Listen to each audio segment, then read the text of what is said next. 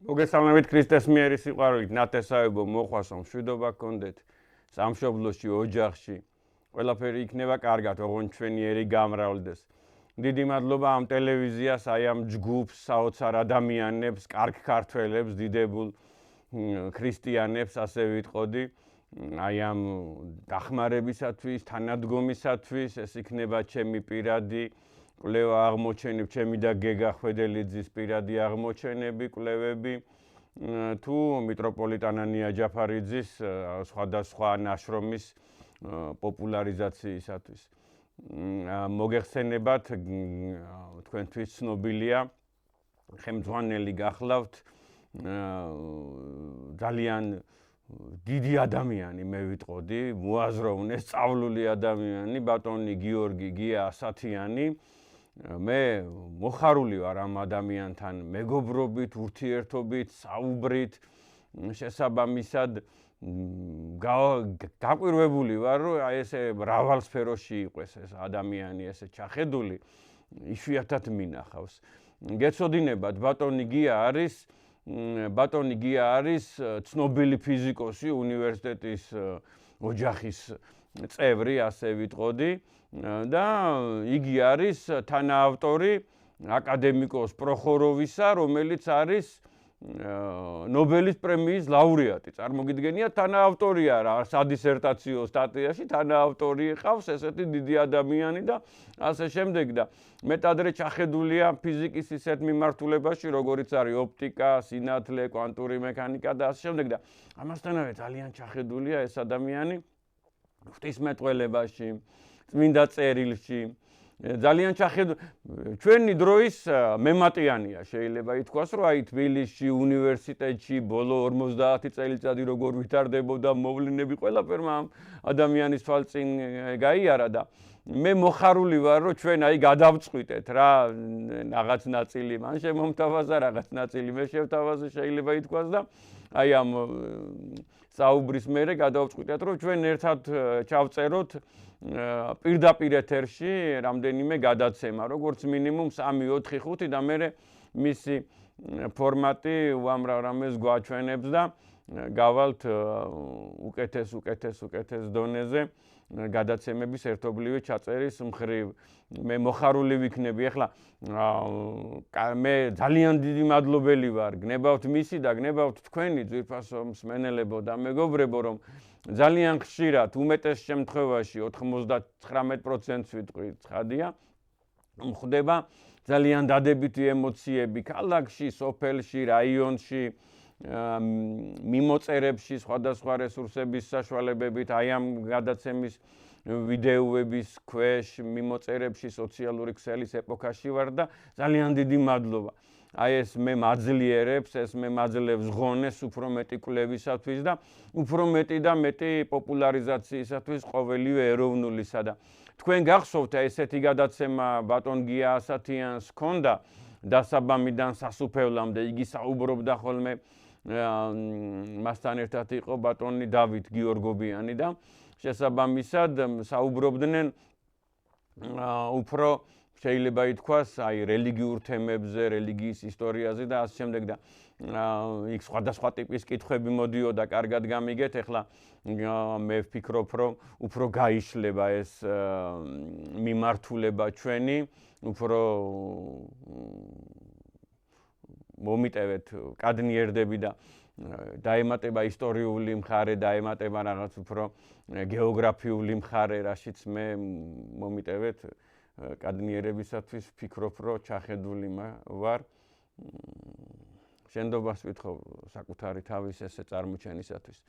ღმერთმა გაგაძლიეროთ, ღმერთმა გაგაღონიეროთ ქართველებო, სამშობლოს პატრიოტებო, მოყვარულებო.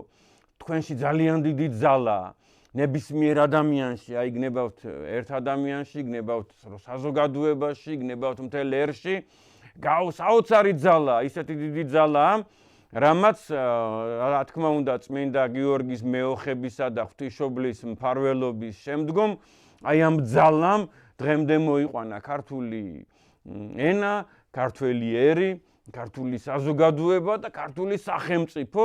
ეს დიდი ფასეულობაა, რომ გვაქვს ქართული სახელმწიფო, ქართული უნივერსიტეტი ერის მამათაგან დაფუძნებული, დიდი ივანე ჯავახიშვილის დაფუძნებული, აგებული, დიდი ილია ჭავჭავაძის აგებული, ასე ვიტყოდი.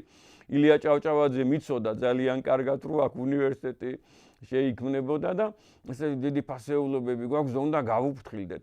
ამდენი ქართული სკოლა და ამდენი ბავშვი მოწადინებული, რომ იაროს ქართულ კულტურულ და სპორტულ კოლექტივებში, წრეებში და ასე შემდეგ და ეს დასაფასებელია, იცით, უამრავი სახელმწიფო, უამრავი ერი არსებობს და სახელმწიფოებრიობა არ აქვს. უამრავი ენა არსებობს და იმ ენაზე არსად არანაირი სასწავლო ორგანიზაცია მეტადრე სამეცნიერო არ არსებობს და ჩვენ ამას უნდა გავუფრთხილდეთ. აი ხელსა გოგმანებია ესეთი ფასეულობები და დიდი მადლობა იმ ადამიანებს, ვინც ჩაუყარეს საფუძველი აი ამ ყველაფერს. ანუ რეზიუმი ამ საუბრისა იქნება ის, რომ მოიფიქრეთ კითხვები, მოიფიქრეთ მიმართულებები, თქვენ ძალიან კარგად იცნობთ ამ გადაცემის ამ ტელევიზიის ფორმატში ძალიან ბევრი გადაცემა იდება, სადაც ბატონი გია ასათიანი საუბრობს. ჩემი გადაცემებით შეგიძლიათ ნახოთ, გნებავთ ძველი გადაცემები, გნებავთ ახალი და გნებავთ YouTube არხზე და რა კითხვებიც გაგიჩნდებათ, აი პირდაპირ გულიანად ყველაფერზე მოგახსენებთ პასუხს. ვიყვეთ აკადემიურები, ვიყვეთ ქრისტიანები, ვიყვეთ გაწონასწორებულები, ვიყვეთ დაინტერესებულები, ვიყვეთ პატრიოტები და ერთმანეთს შევეხიდოთ ყველაფერში, რასაც შეგვიძლია, ყველაფერში. დღეს მე თქვენთან მოვედი ძალიან მნიშვნელოვანი თემით, აი წეღან სკოლა ვახსენე, უნივერსიტეტი ვახსენე და ასე შემდეგ. ეს კიდევ ერთხელ ვიმეორებ, ძალიან დიდი ფასეულობაა, რომ ჩვენ ქართული სკოლები და ქართული უნივერსიტეტები გვაქვს 21 საუკუნის აი მეორე-მეოთხეში შევედით, ხო, ფაქტობრივად და გვაქვს ქართული სკოლა, ქართული უმაღლესი, ქართული აკადემია, ქართული წიგნი. სიამაყეა ეს, ძალიან დიდი სიხარულია და სიამაყეა ქართველი ერისათვის, რომ ამ ეპოქაშიც ასე ვართ. და საქმე იმაში მდგომარეობს, რომ ხილულად ჩანს ზოგიერთ წიგნში, ზოგიერთ სახელმძღვანელოში. ეს სახელმძღვანელო ხო სახელმწიფო მიდგომაა, ხო სახელმწიფო ვიტყოდი ასე პროდუქტია, ხო, ნაყოფია, ხო სახელმწიფოს ნაყოფია. ისეთი მიუღებელი რაღაცეები წერია ზოგი. ისეთი თან აბსურდი, თან ტყუილი, თან არასაჩვენო, ტყუილი რასაკადრისია, მაგრამ ვიღაცეები რო იტყუებიან, სათავისოთ იტყუებიან და ჩვენები რო იტყუებიან, სასხვისოთ რატო იტყუებიან, ეს გამოუგნებელია, იცით? მე ხლა პირდაპირ გეტყვით რა, ქართველები ვართ, ყველას ვიცნობთ, პატარა ერი ვართ, ყველას ნათესავი ვართ, ვიცნობთ კი არა, ყველას ნათესავი ვართ და ძალიან მალე მოვა ეს დრო და ეს ეპოქა, რომ აი ამ სხვადასხვა წყაროები ამოვა, ისტორიული დოკუმენტები გამოჩნდება, რომ რა გვარი იყო ჩვენი პაპის პაპა სიტყვაზე, რომელიც სოფლიდან იყო წარმოშობით და ასე შემდეგ და ასე შემდეგ და აი აქედან გამომდინარე მივხვდებით ერთმანეთთან ნათესაურ კავშირებს. სამწუხაროდ ეს რამდენადმე დამალულია. აი წარმოიდგინეთ, რომ მე მაქვს ესეთი ცნობა, ინფორმაცია, რომ პეტერბურგის არქივებში არის წაღებული ქართული ეკლესიიდან ელემენტარული, სრულიად არასაჭირო მათთვის რვეულები, უწყისები, წიგნები, აღწერის წიგნები, რომ მაგალითისათვის 150 წლის წინ მოგეხსენებათ, 180 წლის წინ, 200 წლის წინ ეკლესია აწარმოებდა აღწერას და საბუთის გაცემას რაღაც დონეზე ეს იქნება დაბადების მოწმობა, ნათლობის მოწმობა, ჯვრისწერის მოწმობა, გარდაცვალების მოწმობა, ქორწინების მოწმობა და იქ იწერებოდა აი ამ უწყისებში და აი ამის მეშვეობით ძალიან ბევრ ამას გავიგებთ და იქ ალაგია ალბათ შეიძლება თქვას დაპატიმრებულია ეს დოკუმენტაცია ძალიან ბევრგან, აი პეტერბურგში მაგალითად რაც ახლა საქართველოში მასალა გვაქვს, შეიძლება ითქვას რომ ალბათ 10 იმდენი იქ არის, შეიძლება უფრო მეტიც. ხო და ცალკე ეს დაბრუნდება, ცალკე ეს დნმ ანალიზი მე ვფიქრობ რომ ქართველთათვის არის სიხარული და ხსნა იმისა, რომ გავიგებთ თუ როდინდელი ერი ვართ, როგორი ერი ვართ და მით უმეტეს გამოჩნდება ნათესაური კავშირები ამა თუ იმ გვარს შორის, ამა თუ იმ ხალხს შორის და ასე შემდეგ და ყველაფერს ფარდა აეხდება და შესაბამისად აი თქვენ ახლა მე მინდა გთხოვოთ რომ მიმოიხედეთ რომ თუ რაღაც იშვიათობა არ არის 100-დან 1, აი 1000-დან 5 ესეთი იშვიათობა თუ არ არის მე იშვიათად ნახულობ ადამიანს ვინც იცის თავისი პაპის მშობლების სიტუაცია აი მე-5 მე-6 თაობის სახელი გვარი საცხოვრებელი ადგილი და პაპის პაპა ხო მაინც ახლა მამის მხრიდან უფრო ისეთია ხო საგვარეულოს მიმართულებაა და გვარცევებს კიდე დედის მშობლები, ბებიის მშობლები, ასე შემდეგ და როგორ იზრდება ეს გეომეტრიული პროგრესიით მათი რაოდენობა და რა საინტერესო იქნებოდა რომ ამ ადამიანებს ვიცნობდეთ და აი ეს ყველას ვიცნობთ, საიდან წამოვიდა ეს საუბარი, მომიტევეთ რომ გადავუხვიეთ, ყველას ვიცნობთ, ყველას ახლობლები ვართ და მე მინდა გკითხოთ ესეთი რაღაცა და გთხოვოთ ესეთი რაღაცა რომ აი გვაქვს ესეთი წიგნი მაგალითად რა ეს არის მე-10 კლასის დღეს რო ისწავლება, დღეს რო პროგრამაშია წიგნი ლოგოს პრესი არის გამომცემელი, ავტორები არიან რუსუდან ლაბაძე, ირაკლი ვეშაგურიძე, ლაშა ხართიშვილი, ნინო ოთხთვანი. 22 წელს აქვს მინიჭებული გრიფი განათლების სამინისტროს მიერ რა. 22 წელს. მანამდე ესეთ რაღაცას მოგიყვებით. აი 22 წელს აქვს მინიჭებული გრიფი აი ამ წიგნს და მოგეხსენებათ რომ მიტროპოლიტი ანანია ჯაფარიძე ქიროტონით ყველაზე უპირატესი და დიდი სტაჟის მქონე ადამიანი 44 წლის მიტროპოლიტია უკვე შეიძლება ითქვას მხცოვანი ადამიანია 76 წლის ადამიანია 44 წელიწადია უკვე მეუფეა იგი ჩვენ გავიგეთ რა რომ გადაწყვეტილი იყო 2022 წელს შესაბამისად საისტორიო წიგნების და მათ შორის საქართველოს ისტორიის წიგნის განხილვა პარლამენტში პროგრამის განხილვა პარლამენტში კომიტეტზე სხვადასხვა ჯგუფებში სამინისტროში მაგალითისათვის და ასე შემდეგ სხვადასხვა კათედრაზე მიტროპოლიტი ანანია ჯაფარიძე ეახლა პარლამენტში მაშინდელ კომიტეტის ხელმძღვანელს განათლებისა და მეცნიერების კომიტეტის ხელმძღვანელს. მეც მქონდა პატივი რომ წავყოლოდი მიტროპოლიტ ანანია ჯაფარიძეს, მივედით პარლამენტში, მისი თანაშემწე დავხვდა, შეგვაცილა, პატივით მიგვიღეს, პატივით დავსხედით მიტროპოლიტ ანანია ჯაფარიძემ წავუღო საჩუქრად ამ პარლამენტარს კომიტეტის თავმჯდომარეს გავლენიან ადამიანს რომელიც შემდეგში მინისტრი გახდა, ხვდებით ვიზედაც არის საუბარი. წაუღო წიგნები თავისი დაწერილი, სქელტანიანი, კარგი გამოცემები, წაუღო ხატი, წაუღო რამდენიმე საეკლესიო სიწმინდე და აჩუქა ესე მიეახლა და შესაბამისად სთხოვა შემდეგი რამ, მარტივი რამ. წარმოიდგინეთ აი ამ ადამიანმა რომ როდესაც დაიწყებოდა ამ საქართველოს ისტორიის წიგნის განხილვა, უბრალოდ მიეწვიათ ეს ადამიანი. და იქ ყოფილიყო ერთ-ერთი მაგალითისათვის 10 ადამიანი თუ იქნება, მე-11 ყოფილიყო და თავისი აზრი მიეწოდებინა. აი ამ გადაწყვეტილების მქონე ადამიანებისათვის. მეტი სათხოვარი არ ყოფილა. ცხადია მეუფემ მოუყვა, რომ აი მაგალითისათვის ეს არის მიუღებელი, ეს არის მიუღებელი, მაგრამ თხოვნა აკადემიური თხოვნა იყო, ხო? არც მატერიალური თხოვნა არ იყო, არც რაღაც კონკრეტული მიზეზი და თხოვნა და მოთხოვნა არ იყო და ასე შემდეგ. ეს იყო აკადემიური თხოვნა, რომ მათ მოესმინათ სასულიერო პირის, ეს უბრალოდ სასულიერო პირი არ არის, მოგეხსენებათ, ეს არის შეიძლება ითქვას დღევანდელი ეპოქის არსენ ბერი.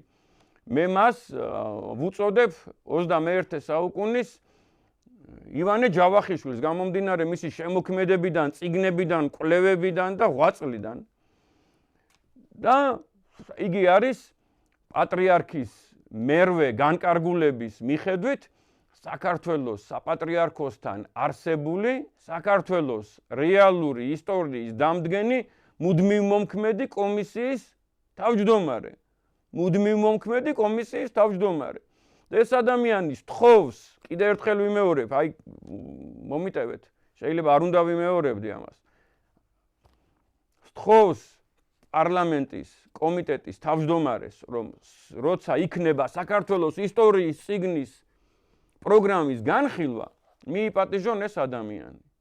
და იქ საუბარი იქნება მეუფესაგან, არა მთელ ფორმატზე, არა მთელ პროგრამაზე, არა რაღაც გრანდიოზულ თემებზე და პერიოდებზე და ასე შემდეგ. არამედ იმ კონკრეტულ თემაზე, როდესაც საუბარი არის საქართველოს ისტორიის სახელმძღვანელოში დედა ეკლესიის იურისდიქციის საზღვრებზე. ეს ბატონი პარლამენტარი შეპირდა მეუფეს, შეპირდა დაპატიჟებას, უთხრა რა ცხადია გიცნობთო, ცხადია ვიცი თქვენ შესახებო, ცხადია რაზეა საუბარი ახლა მეუფე ანანიას, ვინ არ იცნობს, იგი ერთგული ადამიანია და ერთგული თანამებრძოლია უწმინდესისა, უწმინდესი რო 1967 წელს 77 წელს აღსაყრდა საპატრიარქო ტახტზე, მეუფე ანანია 91 წელს გახდა მეუფე.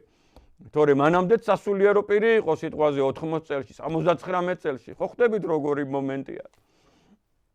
და მის შემდეგ მისი ერთგული ადამიანია, საოცარი, მე გაოგნებული ვარ აი ამ დიდი სიყვარულით, აი ამ დიდი რიდით, აი ამ დიდი ერთგულებით, როგორიც გამოიჩინა მიტროპოლიტმა ანანია ჯაფარიძემ ჩვენი უწმინდესი პატრიარქის წინაშე და ძალიან დიდი მადლობა მეუფე ანანიას, აი ეს რო აჩვენა მარტო საზოგადოებას, თავის მრევლს, თავის ეპარქიას, მოსწავლეებს, სტუდენტებს. მარტო ამისთვის, თორე დანარჩენზე კიდე 100 და 1000 მადლობა. აი ეს პრაქტიკულად უარი უთხრეს მეუფეს, რა შეპირდნენ და აი ამ ღონისძიებაზე, აი ამ შეკრებაზე და მიტროპოლიტი ანანია ჯაფარიძის თხოვნის მიუხედავად მის გარეშე ჩატარდა ამ წიგნების განხილვა რა. და ეხლა რა ხდება ამ წიგნებში რა. თუმცა ეს ახალი არ არის, რაც ეხლა აქ წერია, გამიგეთ, კარგად გამიგეთ ეს თვითონ მეუფე ხსნის ხოლმე ესე რომ აი ნიკო მარის ეპოქიდან მოდის ეს მდინარესათვი, ტალღასავით, როგორც მეწყერივით გამიგეთ და რაღაც შეუჩერებელია, მაგრამ ვიღაცამ უნდა შეაჩეროს. ვიღაცამ უნდა შეაჩეროს რა. აი დავიწყოთ ერთ-ერთი გულსაკლავი ამბიდან, აი ახლა უკვე კონკრეტულ თემებზე გადავიდეთ რა. ჯერ მარტო ახლა რასაც მე ვიტყვი, აი ამ ადამიანებს ახლა ყველას ვიცნობთ მეთქი და ყველას ახლობლები ვართ მეთქი. მე ამ ადამიანებს ცხადია არ ვიცნობ, არა მაქვს შეხება, მაგრამ ყველა ვარიანტში ან ზოგისა მოგვარე იქნება, ზოგის მეზობელი, ზოგის კლასელი იქნება, ზოგის ნათესავი იქნება, ასე შემდეგ და შეეკითხეთ, აი ამას ეთანხმები, თუ არ ეთანხმები, შენ ხელმოწერილ წიგნში რო ხატია, ეს რუკა თქო რა. მომიტევეთ ახლა რო ვღელავ, იმიტომ რომ ძალიან განვიცდი ესეთ რაღაცას რა. აი ნაღმს რო დაინახავს ადამიანი, საკუთარი სადარბაზოს წინ, საკუთარ ეზოში, ბაღში ხო აღელდება, ხო ცხადია სანამ ის არ იქნება გაუნებელ ყოფილი და აი ესე ვღელავ, შემინდეთ, შენდობას ვითხოვ რა. რუსუდან ლაბაძე, ირაკლი ვეშაგურიძე, ლაშა ხართიშვილი, ნინო ოთხვანი. აი ამ წიგნში 175 გვერდზე და ასევე დანართში აი აქ მე-11 დანართი, მე-11 რუკა. წარმოდგენილია შემდეგი სიმახინჯე. აი ახლა ესე გამოჩნდება, იქ სხვადასხვა რესურსში კიდე გამოვაჩენ, თქვენ შეგიძლიათ წიგნში ნახოთ, შეგიძლიათ გააჩეროთ, გაადიდოთ და კარგად დააკვირდეთ. აი შემდეგი სიმახინჯეა წარმოდგენილი, რომ რომის იმპერია ახალი წელთაღრიცხვის 117 წელს. და აი აქ ხატია შემდეგი რაღაცა, სრულიად მიუღებელი და სრულიად აბსურდი რა, თქვენც გეკითხებით ახლა ხო გიყვართ ისტორია და ხო მოძებნადია ესა და ხო ლოგიკურადაც ხო შეგვიძლია მივხვდეთ რა. აი აქ სადაც არის სოხუმი, სადაც არის ფოთი და სადაც არის ბათუმი, წერია რომ იყო იმპერიული პროვინცია რომისა კაბადოკია. აი აქ, აი მე აქ გამოტანილი მაქვს ცოტა უფრო დიდი ფორმატით და თქვენითაც აღმოაჩინეთ რა. წერია რომ იყო კაბადოკია, ხოლო იქ სადაც არის მტკვრის ხეობა, მტკვრის ხეობის სათავეზე კიდე ცალკე ვისაუბროთ მეორე საუკუნის დასაწყისში იქ სადაც არის გორი, ხაშური, რიკოთის სუღელტეხილი, თბილისი, რუსთავი და შემდეგ წერია არმენია. ეს რუკა ასეთი რუკა აი ამ წიგნშიც იყო 10 წლის წინ. და რაღაც დონეზე შესაბამისად ეს მაშინაც გავახმაურე მე და მაშინ აქ ნახეთ აი მე-60 გვერდზე იყო ეს. ეს ახლა აღარ არის უკვე პროგრამაში და უკვე ეს წიგნია პროგრამაში. აი ანალოგიური მაშინაც იყო, მაშინ ეწერა შემდეგი რამე, რომ რომის იმპერია ახალი წელთაღრიცხვის პირველ საუკუნეში ტრაიანეს პატრიციპობის დროს. ტრაიანე პირველი მეორე საუკუნის, პირველი საუკუნის ბოლო წლებშია და მეორე საუკუნის დასაწყისში, მოგეხსენებათ, ტრაიანე. ხო და თქვენ ხო იცით გულის სიღრმეში რა. უამრავმა ხო იცის, რომ არც დღევანდელი ფოთის ადგილას ყოფილა არასოდეს კაბადოკია და არც თბილისისა და გორის და ხაშურის ადგილას არ ყოფილა არმენია. თქვენ მაინც ხო იცით. როცა კარგად გამიგეთ, ეხლა არ მინდა რომ სიღრმეებში შევიდე, აი ზედაპირულად მაინც ვიტყვი რა. როცა საქართველოში მეფე ადერკია, ძლევამოსილი და ამდენი ხანი მეფობს წარმოიდგინეთ რა. მაცხოვრის დაბადებასთან ერთად იგი ხდება საქართველოს მეფე და კვართი რო შემობრძანდა საქართველოში იგი მიახლა ამ კვართს და მიიღო ამ კვართის თანშეხებისაგან დიდი მადლი ასე შემდეგ მთელმა დინასტიამ, მთელმა აი ფარნავაზიანებმა შეიძლება ითქვას, რომელიც მერე უეჭველი დინასტიური შეუღლებით ბაგრატიონებზე გადმოვიდა და ასე შემდეგ და გვაქვს საოცარი დინასტია, ხო? ფარნავაზიდან 1811-12 წლამდე, ხო? ცოცხალი, მომქმედი დინასტია თორე დიდება უფალს რომ დღესაც არის ამ დინასტიის შთამომავლობა და ცოცხალი გენი. დიდი მადლობა ღმერთო, აი ამ სასწაული ფასეულობისათვის და ესე იგი მაშინ აი ამ პერიოდში და როცა საქართველოში შემოვიდნენ მაცხოვრის მოციქულები. როცა საქართველო იყო ძალიან ცნობილი ქვეყანა, როგორც აი იბერია იყო საოცარი ქვეყანა, ეს ყველა არის უნამუსო, ვინც ამბობს, რომ არ იყო მაშინ ცნობილი ქვეყანა, არ იყო მაშინ საინტერესო ქვეყანა და ასე შემდეგ. იმასაც ამბობენ დღესაც კი ბოლომდე არ არის დაძლეული ეს საკითხი, რომ საქართველოში მოციქულები არ ყოფილანო, მაგრამ უკვე ჩამოვწეროთ ამ ადამიანთა მსჯელობები, ძალიან გთხოვთ რა.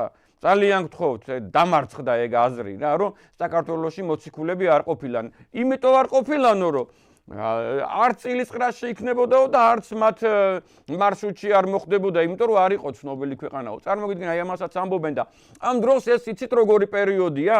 აი ნახეთ, წარმოიდგინეთ რა, რომ რომი უიშვიათეს ქვეყანას ეძახის თავის მეგობარს. უიშვიათეს და თქვენ ნახავთ შესაბამისად იგივე ტაციტუსსა აქ ამაზე შესაბამისად ცნობები და უამრავი ცნობაა, რომ რომი ამბობს, რომ იბერია ჩემი მეგობარიაო. უამრავ ქვეყანას აი აქ ხო არის შესაბამისად სენატორული პროვინციები და იმპერიული პროვინციები და კლიენტი სახელმწიფოებია, ესეთი რუკაა, ხო და აი აქედან უამრავ ქვეყანაზე არ ამბობს. აი ამ უამრავ პროვინციაზე არ ამბობს, რომ ჩემი მეგობარიაო და იბერიაზე ამბობს, რომ ჩემი მეგობარიაო. და წარმოიდგინეთ, აი ესეთი რუკა მერე ფარსმან ქველი არსებობს, ესეთი ადამიანი უკვე მეორე საუკუნის დასაწყისში, შუა წლებში, რომელსაც რომი რომში ძეგლს უდგავს.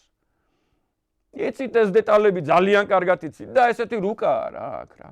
და საქმე რაში მდგომარეობს იცით, რომ აი გამცეს ვიღაც აქ ეხლა ისეთი ზედაპირულად იყო დახატული, აი აქ მე-60 გვერდზე ნახავთ აი ამ წიგნს ეხლა სკოლის ბიბლიოთეკებში მაგალითისათვის ტყუილა ალაგია ესეთი წიგნები უამრავი. ჩამოწერილი წიგნებია, ანუ აღარ არის პროგრამაში. აი აქ ის ზერელეთ ეხატა რა, შეგიძლიათ ნახოთ რა, მე რესურსებშიც დავდებ სადმე ამ Facebook-ში ან სადმე და აი აქ ვიღაცას უკვე ეს რუკა დაუხვეწავს. დაუხვეწავს იმ გაგებით, რომ აქ კონტურულ რუკად გადაუკეთებია და აი მტკვრის დინებაა მოცემული. და პირდაპირ გეტყვით 22 საუკუნეში ეს უკვე დოკუმენტი იქნება, რომ ნახეთ თქვენ ქართველები ესე წერდით. და ვეღარ გადათქვავთ ამას და შეგხვდებათ უკვე რაღაცნაირი ნაღმი ჩვენ შვილიშვილებს. ნაღმი შეხვდება, რომ თქვენ თვითონ ქართველები ამბობდით ამას. ამიტომ დღეს უნდა გადავთქვათ ეს. რაღაც კონფერენცია უნდა შედგეს, რაღაც ღონისძიება, რომ აი ამის გამო, აი საბჭოთა ეპოქაში ესე პატრიარქის სიტყვები მაინც დაიჭირეთ როგორც ბაირაღი, რომ საბჭოთა ეპოქაში გაყალბდა საქართველოს ისტორია. რამდენჯერმე სინოდის დადგენილებებზე არის ეს ნახსენები, ეს ფრაზები.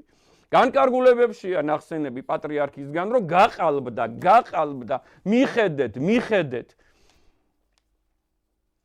აი მიტროპოლიტი ანანია ჯაფარიძე ვინ არის ამაზე გინდა იერარქიულად დიდი ადამიანი და ან საპატიო ადამიანი ვინ უნდა წამოიწყოს ეს ის ხროვა და ჭინკები ხო არა ვართ ეხლა ღმერთთან უქნა სხვა რამე გაგვაკეთებინოს ღმერთმა აკადემიური ქმედების გარეშე არც არასდროს არ ვიფიქრებთ ამაზე მაგრამ წარმოიდგინეთ რა ეხლა რა ხდება ეს რაშია იცით ამისი მიზეზი შეიძლება კი არა სრულიად უდანაშაულოები არიან, კარგად გამიგეთ, ესენი გაიშვერენ ხელს აქა, ეს გაიშვერს ხელს იქა, ის გაიშვერს ხელს იქა და მიდის უკვე სადეცით, აი სადაც არის კეროპე პატკანოვისა და ნიკო მარის ინსტიტუტი და ნიკო მარისა და კეროპე პატკანოვის სკოლა რა. აი იქ მივა რა. და მას შესაბამისად კიდევ ერთხელ გეუბნებით, აი ესეთი უნდა ჩატარდეს კონფერენცია და უნდა დაიძლიოს ეს საკითხი რა. აი სტრაბონის ეპოქაა ესა. პირველი საუკუნის კაცია სტრაბონი. მაცხოვრის დაბადებიდან, მაცხოვრის შობიდან 20-იან წლებამდე იცოცხლა რა. და არის ისტორიის მამა. და მიტროპოლიტი ანანია ჯაფარიძე ყველას გთხოვთ, ყველას აბსოლუტურად გევედრებათ ეს ადამიანი, რომ თავიდან განვიხილოთ წყაროები ხალხო. და აი აქამდე კი არ იყო ამოსული როგორც აქ არის დახატული არმენია. კონკრეტულად წერს ეს ადამიანი, რომ არმენიამ წაართვა იბერიას პარიადრეს კალთები, ხორძენა და გოგარენა. აი წარმოიდგინეთ, აი აქ რო არის დახატული აი ეს მოწითალო ფერი, მოშინდისფრო ფერი, რაღაც ბორდოს მსგავსი. აი ეს ფერი წარმოიდგინეთ.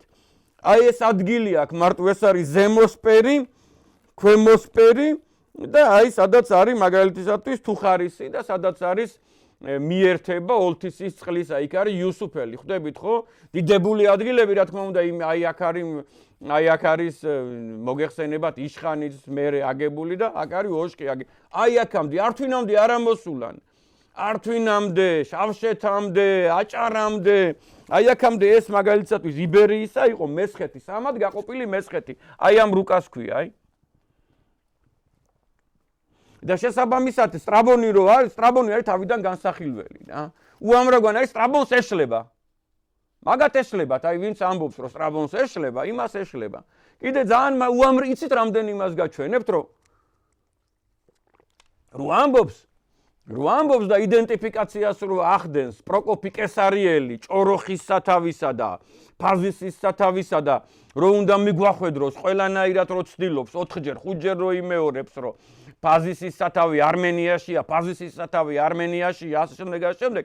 იმის მაგივრად რომ ხალხი მიხვედრილიყო რომ ეს საუბარი არის ჭოროხზე და ჭოროხს ეძახის რა და ჭოროხის სათავეები აქვს და ჭოროხის ზედაწელი აქვს დაპყრობილი შესაბამისად არმენიას ჩვენ წელთაღრიცხვამდე 170 წლის წინ ამებმა როგორც არა კატეგორიულად გამოაცხადეს რომ ჭოროხის სათავე ერთი ქართველი ავტორი ამბობს რომ არის ხანისწყალი და იმერეთამდე ამოვიდნენ გეცოდინებათ ხანისწყალი სადაც არის აი ბაღდათი და ვანი და ასე შემდეგ ხო მეორე ამბობს რომ ფაზისის სათავე არის რიკოთულა ძირულა ყვირილა და მანდამდე ამოვიდა და მესამე საერთოდ ამბობს რომ აი ფაზისის სათავე რადგან ფასის მთა არის ესე იგი რაჭამდე ამოვიდა და იმიტომაც მე თქვენ განახებთ მე რატომ უნდა განახო თქვენ თვითონაც იცით ეს რუკები რა სადაც აი ხან კავკასიონს შემოავლებენ ფაზისის სათავიდან გამომდინარე ხან შუა საქართველო აი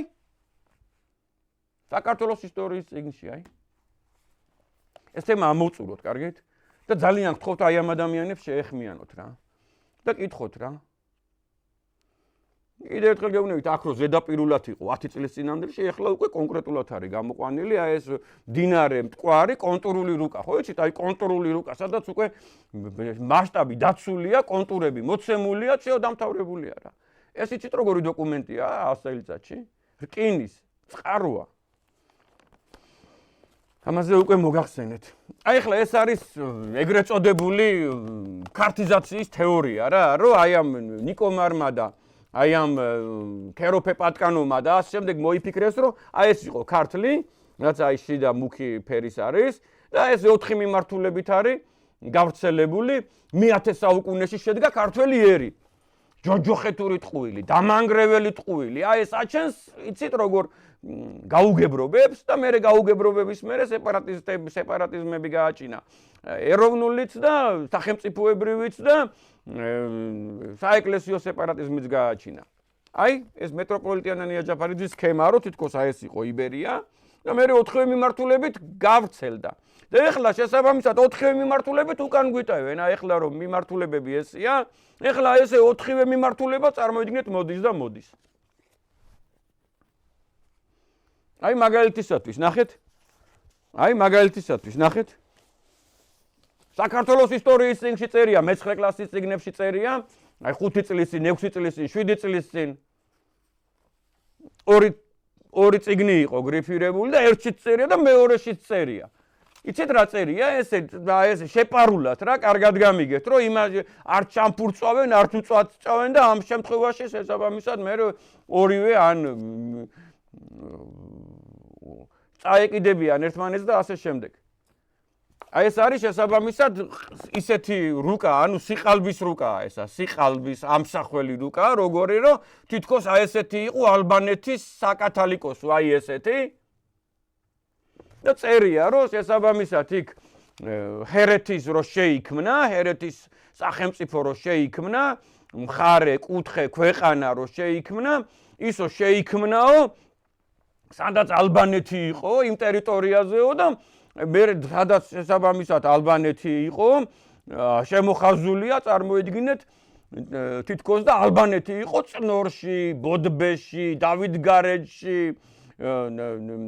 ყველაწმინდაში, ანუ გურჯაანში და ვეჯინში და ასე შემდეგ და გულგულასთან გადიოდა და ლაგოდეხს მოიცავდა და იმ აღმოსავლეთ კახეთზე ეგრეთ წოდებულ საინგილოზე აღარ არის საუბარი.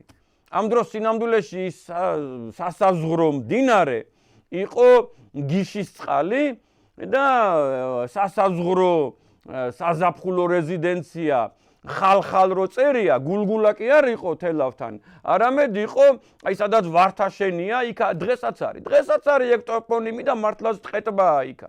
მაგრამ არავის გაგება არ უნდა, ან ეზარებათ, ან უკვე მოწერილი აქვთ ხელი რა და ჩავარებული აქვთ რა. არასოდეს არ ყოფილა, აი ეს სამხრეთ აღმოსავლეთ მიმართულება, გეხვეწებით, გადახედეთ რა. სიგნაღელ კაცს ეუბნებიან, რომ მერვე საუკუნემდე იყავი ალბანელიო რა. მერე სომხეთმა გადაყლაპა, შესაბამისად გაუქმდა ალბანეთის ეკლესია, შეიძლება ითქვას, რომ დაიმცრა ეს ერი და მერე საქართველოს შემოგიერთაო რა, უკვე აი შესაბამისად ბაგრატის ეპოქაში და დავით აღმაშენებლის და თამარის ეპოქაში რა. აი სიყალბე, ამოიღეთ საქართველოს ისტორიის წიგნიდან. აი ეს სიყალბე. თუ გინდათ მასალები რატო რისაფუძველზე, უნდა მობრძანდეთ მიტროპოლიტან ნიაჯაფარიძის კათედრაზე რა. და მოგცემთ ეს ადამიანი ყველაფერს, მასალას მოგცემთ, აი მარტო გადაშლა უნდა რა. მარტო წაკითხვა უნდა რა. და მოდით და ეკამათეთ ამ ადამიანს, აი დააჯექით და ეკამათეთ რა. ღმერთმა აცოცხლოს 90-95-100 წელიწადი. ეს არის აი წეგან რო განახეთ ჩრდილო-დასავლეთ მიმართულება რა. რომ თითქოს აი აქ იყო შემოჭრილი დღევანდელი დასავლეთ საქართველოს ტერიტორიაზე იყო კონსტანტინოპოლის საპატრიარქო. აი ეხლა მე თქვენ ერთ კითხვას დაგისვავთ რა. ხო ხართ აი ჩვენი ერის ერთი გამომდინარე ჩვენი ერის რიცხოვნებიდან და მოსახლეობიდან ჩვენი ერის ერთი მეშვიდედი არის იმერელი, ხო?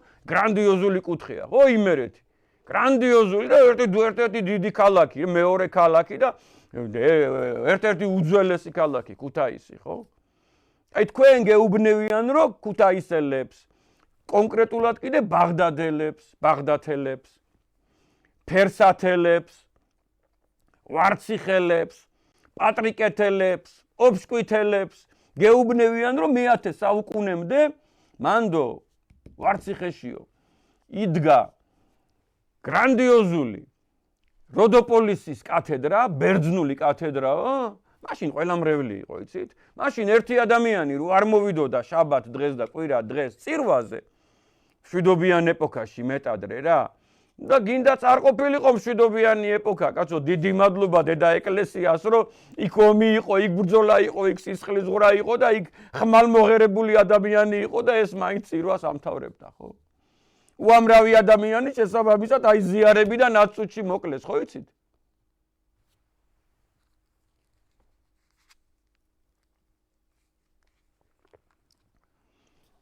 შესაბამისად გვეუბნევიან, რომ აი აქ ბაღდადში იყო ბერძნული კათედრა როდოპოლისი და აი ამ როდოპოლისის შესაბამისად იყო გრანდიოზული ეკლესია, ანუ მოსაყდრე უნდა ყოფილიყო რა, აი მიტროპოლიტი რო იჯდა ფასისში, აქ იჯდა მისი მოადგილე, მოსაყდრე, მეორე კათედრა იყო და ძალიან გთხოვთ, იქ არის ადამიანი აი ამ ვარციხეში არის ექსკურსია მძღოლი, ბაღდადში არის მხარეთმცოდნეობის მუზეუმი, იქნება იქ ისტორიის მასწავლებელი, იქნება იქ ვიღაც არქეოლოგი, შესაბამისად ეს ადამიანები ნახეთ, სთხოვეთ, აი ეს ხელკავი გაუყარეთ და მიიყვანეთ იქ და სთხოვეთ, რომ რა არის აქ მე-9, მე-8, მე-7, მე-6, მე-5 საუკუნის ბერძნული, აი მაჩვენე რა არის, როგორ შეიძლება რომ გამქრალიყო. როგორ შეიძლება რომ გამქრალიყო გრანდიოზული კათედრა, ციხესიმაგრე.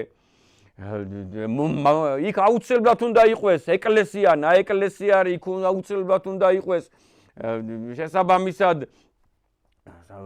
მარტირიუმი, ყაზარმები, უამრავი კვალი უნდა იყოს. ჩატარდა უამრავი არქეოლოგი, ვერაფერი ვერ იპოვეს. იმის და მიუხედავათო, რომ ვერაფერი ვერ ვიპოვნეთო, აქო ბერძნულიო, პირველი 1000 წლეულისო, არაფერი იმის გაუყარო, არაფერი არ გამოვლინდა, მაინც იყო აქაო ბერძნული კონსტანტინოპოლის კათედრაო. გადათქვით რა. ამოიღეთ, აი ეს უკვე აი ამ წიგნში, აი მეორე ნაწილია და აი აქ არის წარმოდგენილი შესაბამისად აი ესეთი რუკა რა. აი ესეთი რუკაა წარმოდგენილი პრაქტიკულად ეგრისის სამეფო და აქ არის ჩასმული შესაბამისად აი ეს კათედრები რა. რომ ოჩამჩირეში, გუდავაში არანაირი კვალი არ არის, მაგრამ იყო ზიგანას ბერძნული კათედრაო, ზიგანას ეკლესია ზიგანეურუმ ესია მოხსენიებული 5-6 ნოტიციაში არის მოხსენიებული ნოტიციაში არის საეკლესიო ნუსხებში და იმის და არაფერია ერთი რაღაც სანათლავი არისო, ისიც რომ ნახევრად ესე ჩამონგრეულიო, არც ეკლესია, არც ციხესიმაგრე, არაფერი კვალი, არაფერი არისო რა. ან მაგალითისათვის აი ცაისში რა, ხო შეიძლება რომ აღმოჩნდეს საქართველოს ტერიტორია უცხოეთი ხო არ არის. გეხვეწებით, აი ეს ყალბირუკები ამოიღეთ რა. ეს საქმე რაში მდგომარეობს, იცით რომ მარტო ის კი არ არის რომ თურმე ბერძენი იყავი შენ ოფშკვითელო. ცოდნით, აზროვნებით, მენტალობით, მეტყველებით, სწავლებით, წერით, კითხვით მე-11 საუკუნემდე. ბერძნულ სამყაროში იყავი, მოდით ესე ვთქვათ. ეგ კი არ არის პრობლემა. პრობლემა ის არის, რომ იურიდიულად არსებობს საეკლესიო სამართალი, რომელიც ეყრდნობა მსოფლიო მეორე და მესამე საეკლესიო კრებას.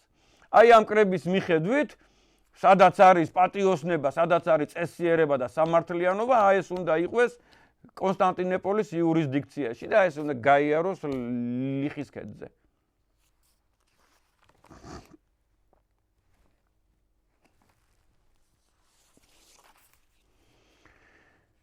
ეს დავით კურაპალატის, ანუ სამხრეთ ივერიის სამეფოა მე-10 საუკუნის. აი დავით კურაპალატის ქვეყანა რა.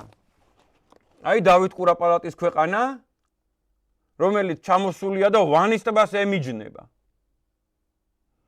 და ვერც ბიზანტია ვერ გაბედავდა და ვერ შეძლებდა აქ მწვანეს ანთებას, რომ დავით კურაპალატის ქართველთა სამეფო, ტაოს სამეფო კიდე სხვა თემაა. ეხლა ტაოს სამეფო ჩვენ ვეძახით, თავის თავს ისინი ქართველებს ეძახიან. 900-იან წლებში, 800-იან წლებში ისინი ამბობენ, რომ ჩვენ ვართ ქართველთა სამეფო. ისინი ამბობენ, რომ ჩვენ ვართ იბერია. ქართველები ვართ ამბობენ. ხო და შესაბამისად ვერ გაძლებდნენ, ვერ შეძლებდნენ ისინი, ვერ შეძლებდნენ. ვერც ბიზანტია ვერ შეძლებდა აქ რომ გაბატონებულიყო. წარმოგიდგენიათ, რო არ ყოფილიყო აქ უდიდესი ქართული გავლენები, უდიდესი ქართული დასახლებები, სოფლები, ეკლესიები და ასე შემდეგ. აი მე 1000 საუკუნისა უკვე გაჩვენეთ რა. და საქმე რაში მდგომარეობს, იცით რომ ვიღაცა რო ქირქილებს, ეხლა აი წინა გადაცემაში, იმის წინა გადაცემაში მე მქონდა საუბარი რომ 12 მილიონიანი ერი ვიყავით რა, თამარის ეპოქაში. აქ შემთხვევაში თამარის ეპოქაზე გაცილებს სახელმწიფოზე, რასაც სახელმწიფო საზღვრები ქვია, რომელშიც ტრაპიზონი არ არის. იმიტომ რომ სხვა სახელმწიფოა, იმიტომ რომ სხვა ეკლესიაა. მაგრამ ხო იცით რომ თქვენ ტრაპიზონში, თამარის ეპოქაში უამრავი ქართველი ცხოვრობს.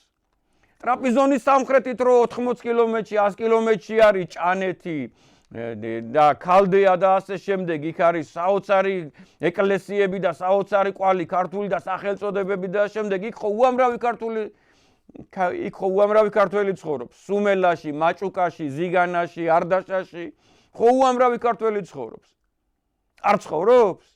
და რო თქვი ეს იცინიან, არა 4 მილიონი ნახევარი ვიყავით, 4 მილიონი იცით, აი წელი ჩვენ რო გრანდიოზული ერი არა ყოფილიყავით, ისეთი წინააღმდეგობები იყო, ისეთი ბრძოლები იყო, რომ შესაბამისად კი დიდი მადლობა ღვთისმშობელს და წმინდა გიორგის, რომელიც რამდენჯერმე გაცოცხლდა და ჩვენთან ერთად იომა.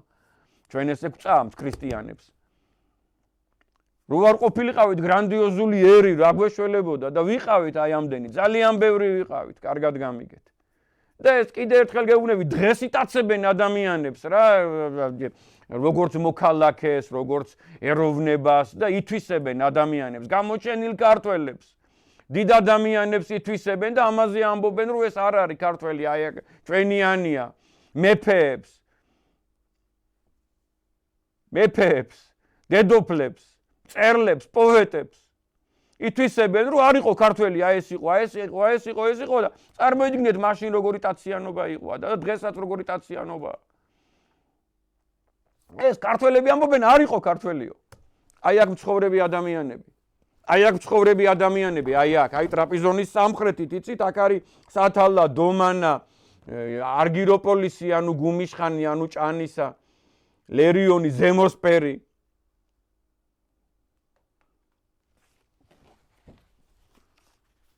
მე 11 საუკუნეში ძალიან აღმოსავლეთით გამოვიდა და გაძლიერდა ბიზანტია. ძალიან ისე გაძლიერდა, რომ შექმნა აი ამ რეგიონში, აი რუკა.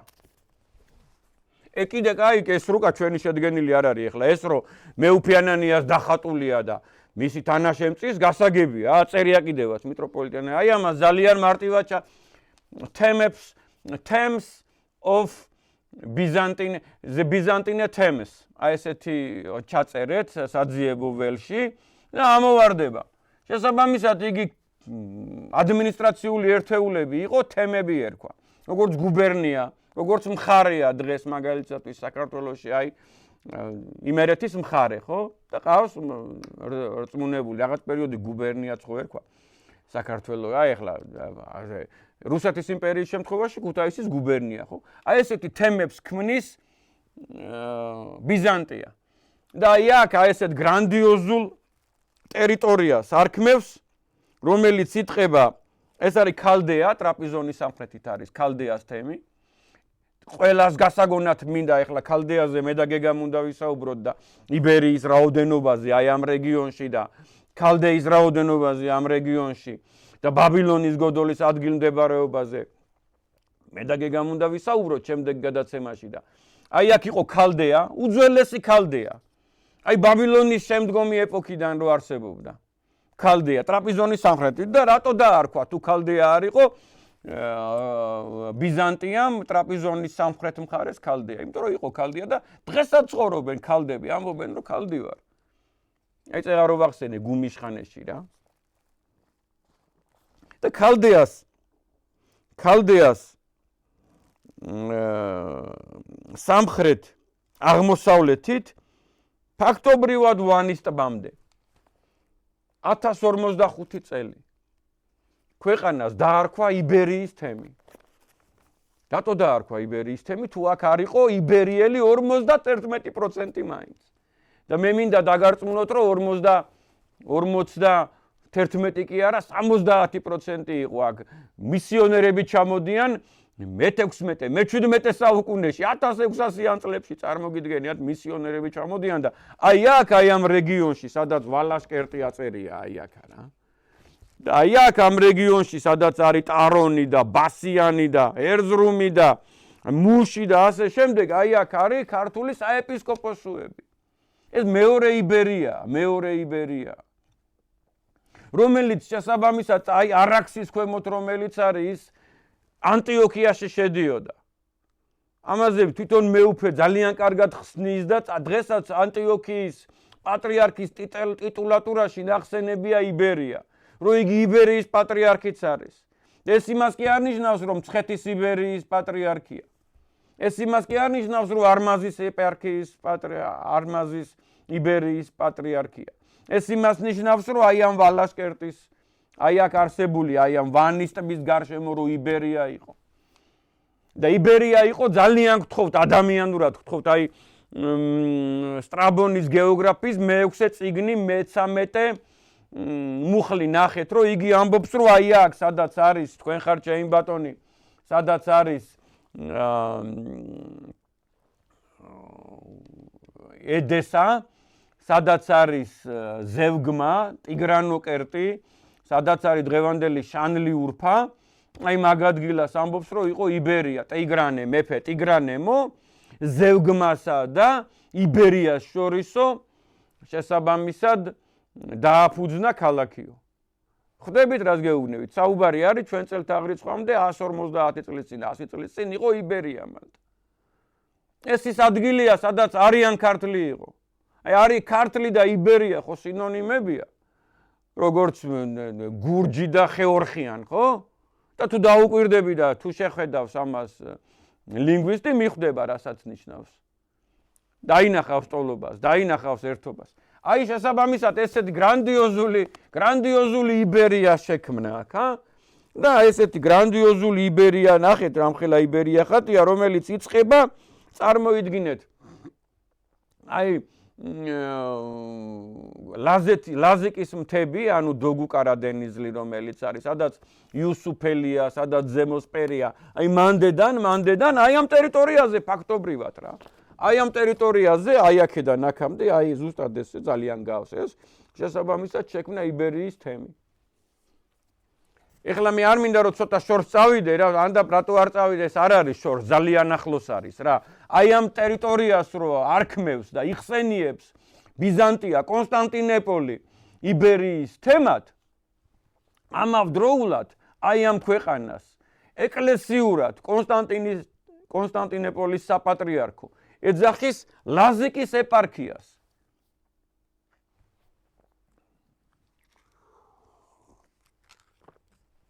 და კონსტანტინოპოლის საპატრიარქოს ლაზიკის ეპარქია აი აქ კი არ იყო. კვალი რო არ არის არანაირი. ფოთში კი არ იყო ფაზისის კათედრა.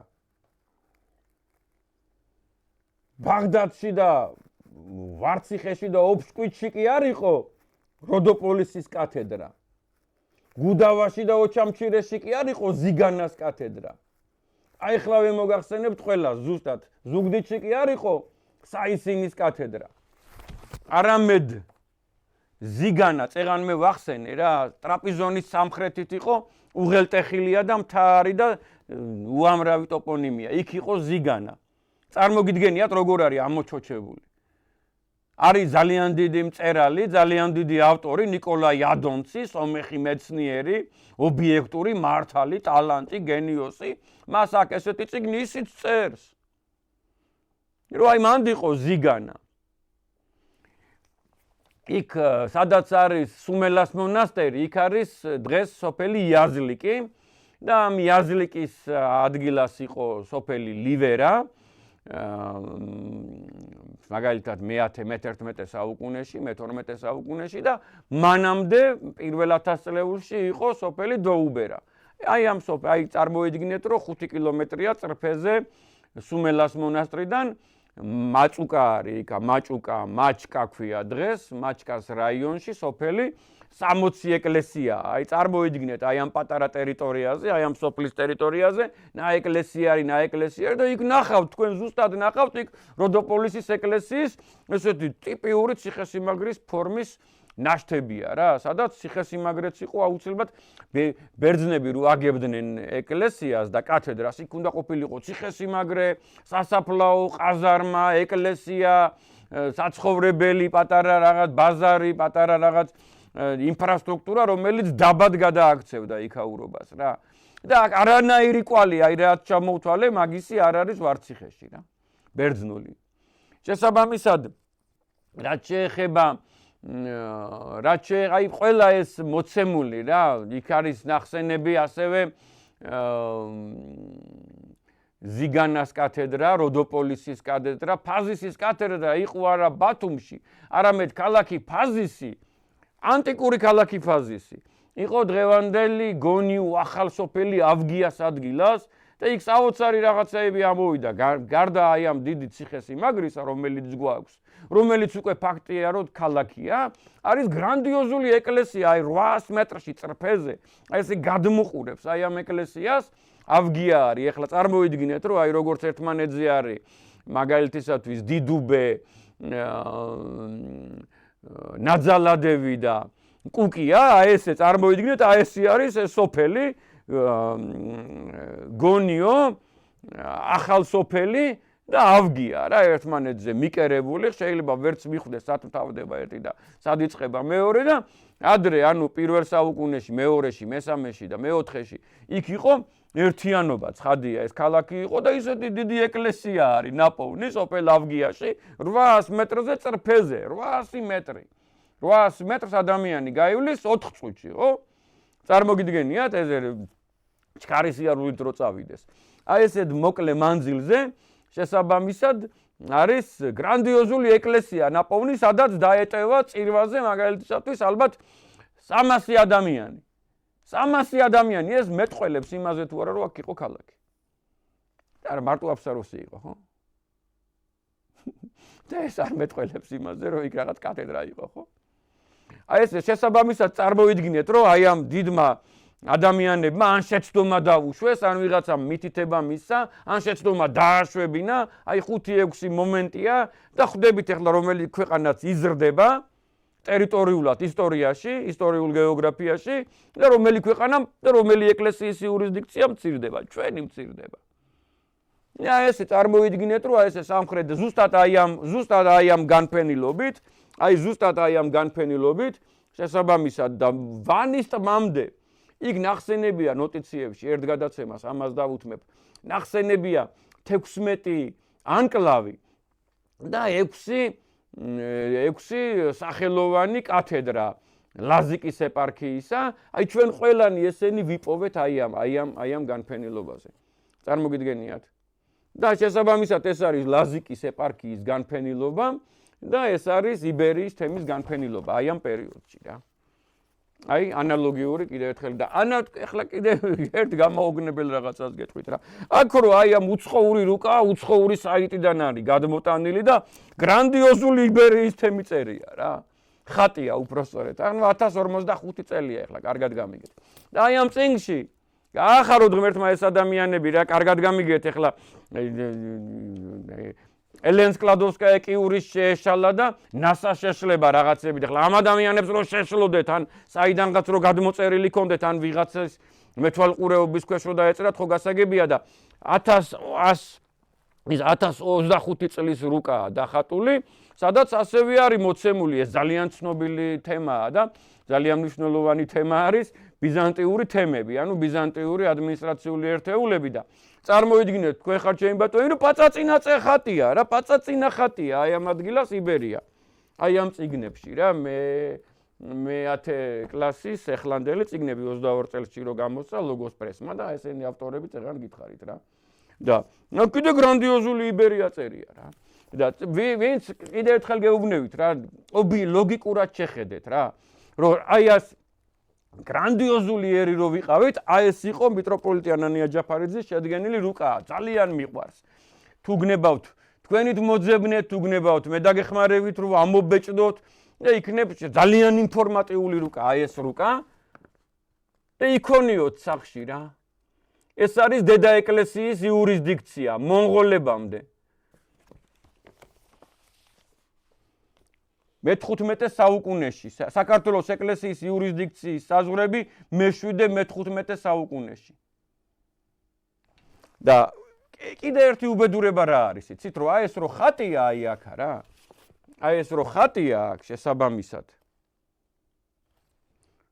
რუკები აი აქ რა შესაბამისად რა და დამოკ აი აქ მაგალითად აი ესე რო ხატავენ. კონსტანტინოპოლის ეკლესიის საპატრიარქო რო იყო და ასე შემდეგ.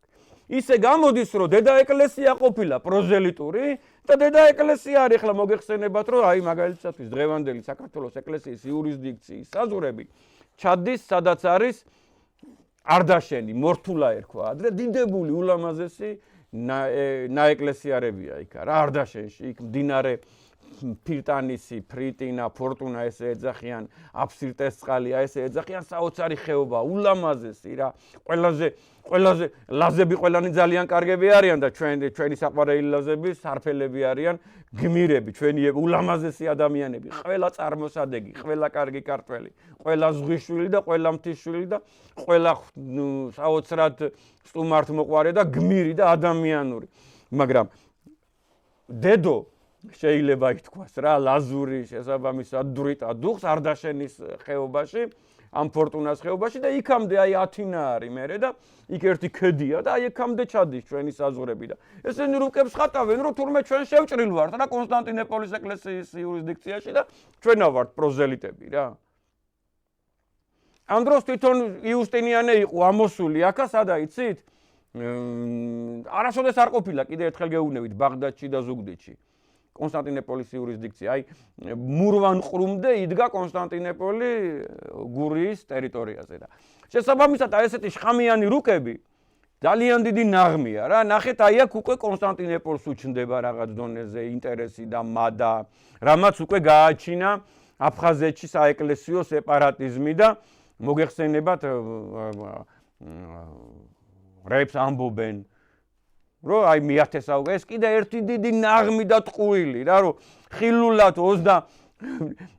ხილულად დასცინიან წარმოგიდგენიათ ქართულ მატიანეებს რომ 24 წლის 24 საუკუნის წინ 23 საუკუნის წინ ერად შევდექით ეს გრანდიოზული ქვეყანა ქუჯის ქვეყანა რომელიც გადაშლილია კაფა თეოდოსიამდე დღევანდელ ქერჩამდე და ანატოლიამდე და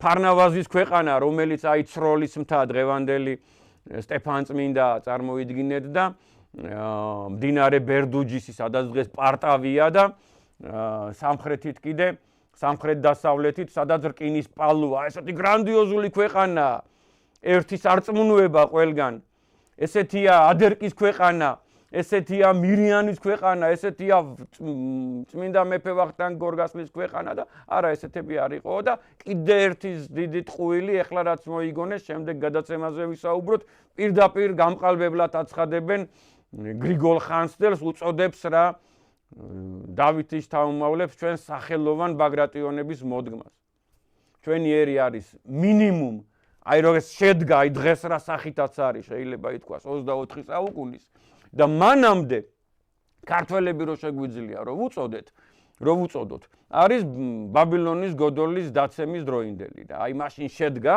გადარჩა აი აქ ჩამოყალიბდა ქართველი ერი აი ამ ენით აი ამ კულტურით აი ამ 4 ენით რაც გვაქვს და ვარ და ვართ ღვთისწყალობით ღმერთის წყალობით და კიდევ იქნებით მუდამ თუ იქნება საქართველოს ისტორიის წიგნებში მართალი ისტორია და თუ გაერთიანდება ქართველი ერი 1-10-20 ფასეულობის გარშემო, რომელიც ღმერთმა მოგუმადლა.